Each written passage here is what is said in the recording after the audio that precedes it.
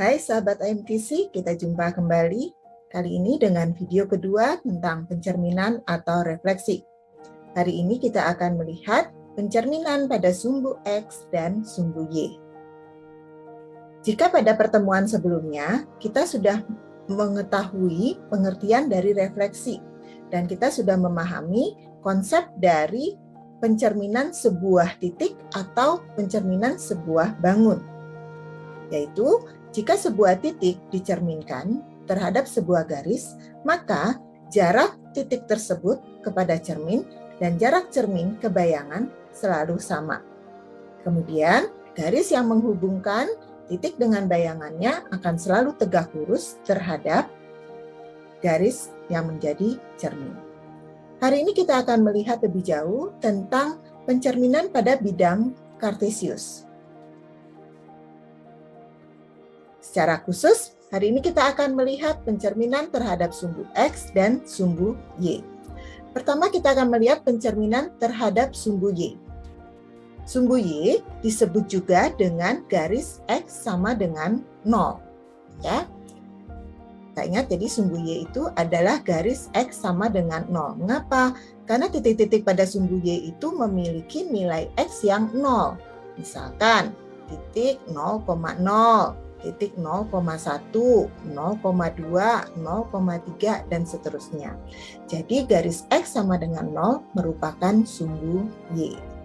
Jika sebuah titik P 7,4 dicerminkan terhadap sumbu Y atau garis X sama dengan 0, sesuai dengan konsep pencerminan kita tahu jarak dari titik ke cermin akan sama dengan jarak cermin ke bayangan. Dan garisnya tegak lurus. Jadi kalau sumbu Y itu vertikal, tentu saja garis P aksen itu adalah garis yang horizontal, ya. Kita tinggal tarik, ini tegak lurus di sini. Sehingga kita peroleh titik P 7,4, bayangannya adalah min 7,4. Mengapa min 7,4? Karena jarak dari titik ke cermin ini kan 7. Sedangkan jarak cermin ke bayangan juga harus 7. Tapi adanya di sebelah kiri, maka jadinya min 7,4. Ya, jika kita geser titik P,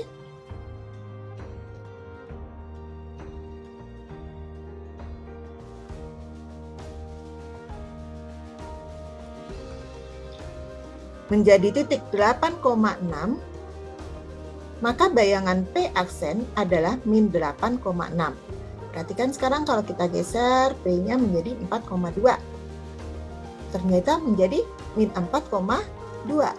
Ya, jika kita geser ke sini, menjadi min 6,9.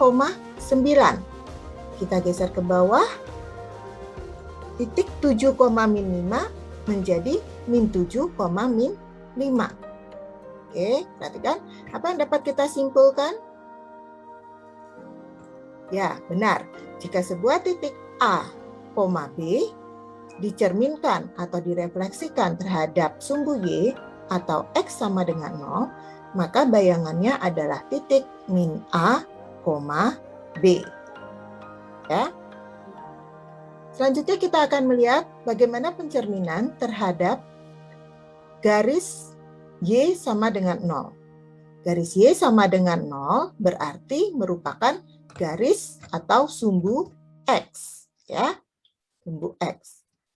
Jika sebuah titik P 3,5 dicerminkan terhadap sumbu X, berarti kita membuat garis yang tegak lurus terhadap sumbu X. Kemudian kita lihat bahwa jarak dari P ke sumbu X harus sama dengan jarak dari sumbu X yang menjadi cermin ini ke bayangannya. Jarak dari P ke sumbu X adalah 5. Sedangkan jarak cermin ke bayangan juga harus 5, tapi arahnya di sebelah bawah sumbu X. Sehingga koordinat P aksen adalah 3, min 5. Hal yang sama dapat kita buat jika kita geser titik P ini kemanapun. Titik P 6,5, bayangannya menjadi 6, min 5. Jika titik P 6,8, maka bayangannya menjadi 6, min 8. Jika titik P min 8, min 6, maka bayangannya menjadi min 8, 6. Ya. Apa yang dapat kita simpulkan di sini? Betul. Jika titik P, A, B dicerminkan terhadap garis Y sama dengan 0, maka titik P aksen atau bayangannya adalah titik A, min B.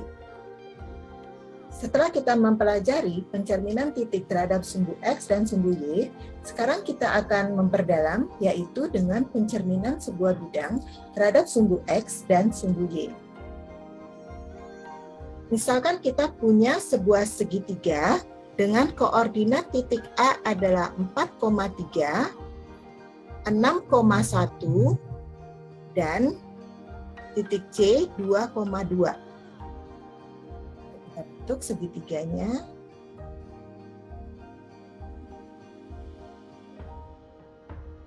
Kita hubungkan titik A, B, dan C, terbentuklah segitiga A, B, C. Mencerminkan sebuah bidang berarti kita mencerminkan semua titik yang ada pada bidang tersebut. Jadi bagaimana cara kita memperoleh bayangan dari segitiga ABC? Pertama, kita cerminkan titik A terhadap sumbu X. Ya, kalau kita menggunakan rumus, kita tahu bahwa titik A aksen itu nantinya adalah A, min B, yaitu 4, min 3. Ya, atau kita gunakan konsep bahwa jarak titik ke cermin sama dengan jarak cermin ke bayangan. Langkah pertama, kita cerminkan terlebih dahulu titik A terhadap sumbu X, sehingga diperoleh titik A aksen adalah 4, min 3. Selanjutnya titik B kita cerminkan juga terhadap sumbu X, diperoleh bayangan 6, min 1. Titik C juga begitu, diperoleh bayangan 2, min 2. Bayangan segitiga ABC adalah segitiga A aksen, B aksen, dan C aksen. Jadi jika kita ingin mencerminkan segitiga A, B, C, caranya adalah kita cerminkan semua titik pada segitiga tersebut. Dalam hal ini kita cukup mewakilinya dengan ketiga titik sudut segitiga tersebut. Ini bayangan terhadap sumbu X. Bagaimana kalau kita cerminkan terhadap sumbu Y? Hal yang sama dapat kita buat. Pertama, kita cerminkan titik A terhadap sumbu Y. Titik A kita cerminkan terhadap sumbu Y, bisa menggunakan rumus, tapi juga bisa kita menggunakan approach GeoGebra ini. Titik A ke cermin jaraknya adalah 4. Maka jarak cermin ke bayangan itu adalah 4, tapi di sebelah kiri. Maka jadinya min 4,3.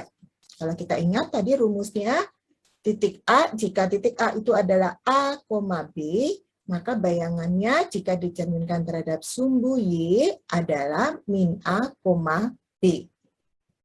Titik yang lain juga kita cerminkan. Titik B kita cerminkan terhadap sumbu Y, diperoleh hasil min 6,1. Titik C dicerminkan terhadap sumbu Y, diperoleh hasil bayangannya, ini keliru. Titik B tadi min 6,1, kemudian titik C itu adalah min 2,2. Nah, kita peroleh bayangan dari segitiga ABC tersebut adalah titik segitiga A aksen, B aksen, dan C aksen. Ini adalah pencerminan terhadap sumbu Y, yang di bawah adalah pencerminan hasil pencerminan terhadap sumbu X. Kesimpulannya apa? Kesimpulannya, jika kita mencerminkan sebuah bidang, maka kita mencerminkan semua titik pada bidang tersebut. Ya. Kesimpulan pembelajaran kita hari ini adalah, pertama, jika titik A adalah A, B dicerminkan terhadap garis atau sumbu X, ya, garis Y sama dengan 0 atau sumbu X, maka titik A aksen itu adalah A, min B. Sedangkan jika titik A, B, titik yang sama, jika dicerminkan terhadap sumbu Y atau garis X sama dengan 0, maka rumus bayangannya adalah min A, B. Kesimpulan terakhir, mencerminkan sebuah bidang berarti kita mencerminkan semua titik yang ada pada bidang tersebut. Demikian pembelajaran kita hari ini. Selamat berlatih.